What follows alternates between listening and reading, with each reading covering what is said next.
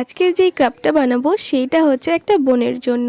এখন তো চলছে স্কুলে ফাইনাল এক্সাম, আর ফাইনাল এক্সামের পরই নেয় হাতের কাজ। আমরাও আগে স্কুলে হাতের কাজ জমা দিয়েছি, তবে শুধুমাত্র 5-6, কারণ তারপর তো লকডাউন পড়ে গিয়েছে। ক্লাস 9 থেকে আবারও স্কুল স্টার্ট। তখন আর হাতের কাজ নয়, তখন শুধু প্রজেক্ট 10 পাতা 15 পাতা করে শুধু লিখে নিয়ে যাও। স্কুলের এই হাতের কাজের নিয়মটা কিন্তু খুব ভালো, কারণ সবাই তো পড়ায় ভালো হয় না, কেউ কেউ তো এই হাতের কাজেও ভালো হয়, আর তাদের এই প্রতিভাগুলো দেখাতে তো পারবে। ক্রাফটের মধ্যে আসি এই যে ফটো ফ্রেমের মতো, এটা বানানোর পর এর মধ্যে কি করব সেটাই ভেবে পাচ্ছি না। কারণ আমি প্রথমে ভেবেছিলাম এর মধ্যে হার্ট টাইপের কিছু একটা করব, তবে সেটা স্কুলের পক্ষে হয়তো ভালো হবে না। সেই জন্য একটা বাটারফ্লাই এটাই করার চেষ্টা করলাম।